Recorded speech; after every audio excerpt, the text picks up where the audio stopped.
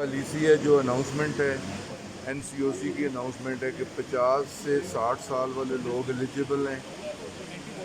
اگر کسی نے رجسٹریشن نہیں بھی کروائی ہوئی تو اس سینٹر میں پہنچے گا, آ کے اپنی رجسٹریشن کروائے گا اور امیڈیٹلی اس کی ویکسینیشن ہو جائے گی.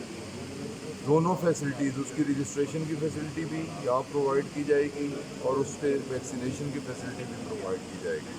اور نادرا سرٹیفکیٹ جو یو ای ٹی ٹیکسلا سے کروائے گا اسے ٹیکسلا نادرا سینٹر سے سرٹیفکیٹ مل جائے گا ویکسینیشن کا, اور جو وہاں سے کروائے گا اسے وہاں جنرل ہاسپٹل سے مل جائے گا.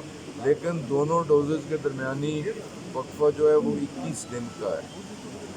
21 دن میں یہ سارا پروسیس مکمل ہو جائے گا 21 دن میں انشاءاللہ تعالیٰ. تو آج سے یہاں بھی ویکسینیشن شروع ہو جائے گی, رجسٹریشن یہاں سے بھی شروع ہو جائے گی, اور جو آئے گا ایلیجیبل ہوگا اس رینج میں ہوگا وہ ویکسینیشن کروا کے واپس جائے گا انشاءاللہ. معذور افراد کے لیے سر علیحدہ کوئی ساری جگہ اوپن ایریا ہے, فلی کورڈ ایریا ہے, پنکھے ہیں, سٹنگ ہے, ویٹنگ کے لیے ٹھیک ہے, میل کے لیے علیحدہ, فیمیل کے لیے فیمیل سٹاف علیحدہ ہوگا دونوں سینٹر میں. ایک سوشل میڈیا ہی میں نے دیکھا تھا کہ کچھ لوگوں نے اعتراض کیا تھا کہ خواتین کو میل ڈسپینسر ہے یا ڈاکٹر ہے وہ ویکسینیشن کر رہے ہیں, لیکن اب فیمیل کو فیمیل ہی اور میل کو میل کریں انشاءاللہ تعالیٰ. کوئی ایسی دقت نہیں, ویل چیئر بھی گیٹ پہ اویلیبل ہوگی, اگر کوئی معذور آتا ہے تو اسے وہ فیسلٹی بھی پرووائڈ کی جائے گی. خان صاحب, اس حوالے سے آپ پبلک کو کیا پیغام دینا چاہتے ہیں؟ پبلک کے لیے یہ پیغام ہے جی کہ ویکسین کی کمی نہیں, سٹاف کی کمی نہیں.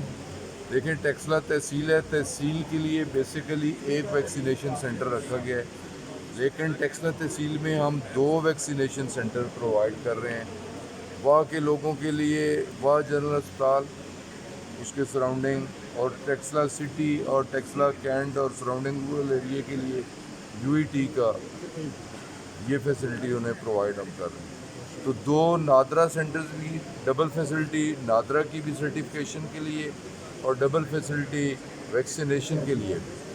تو ہر بندے کو جو ایلیجیبل ہے انشاءاللہ تعالیٰ, 40 سے اوپر والوں کی بھی رجسٹریشن شروع ہو چکی ہے, تو ہر شہری کو ویکسین لینی چاہیے.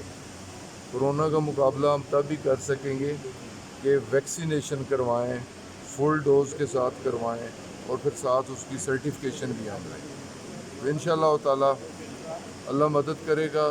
ٹرینڈ نیگیٹو شروع ہو چکا ہے اور اچھی خبریں دیکھنے کو ملیں گی. لیکن جو گورنمنٹ نے اناؤنس کیا ہے لاک ڈاؤن, جو ایس او پیز اناؤنس کیے ہیں, اسے عوام الناس کے لیے یہ میری اپیل ہے کہ ایس او پیز پر پورے طور پہ عمل درآمد ہونا چاہیے.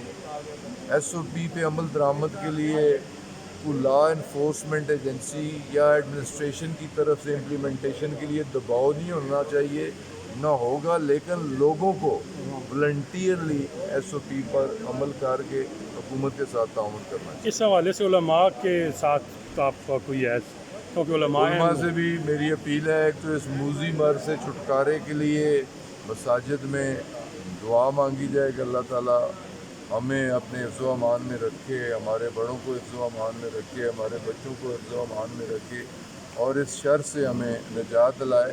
اور اس کے لیے مساجد کے لیے جمعۃ الوداع کے اجتماعات کے لیے یا عید الفطر کے اجتماعات کے لیے جو بیٹھ کے ایس او پیز طے کی گئی ہیں مساجد کے اندر, جو سوشل ڈسٹینس رکھنا ہے یا جو ایس او پیز ہیں, اس پہ بھی ہماری گزارش ہے, اپیل ہے کہ ہمارے تمام علماء اس پہ بھی عمل کروائیں.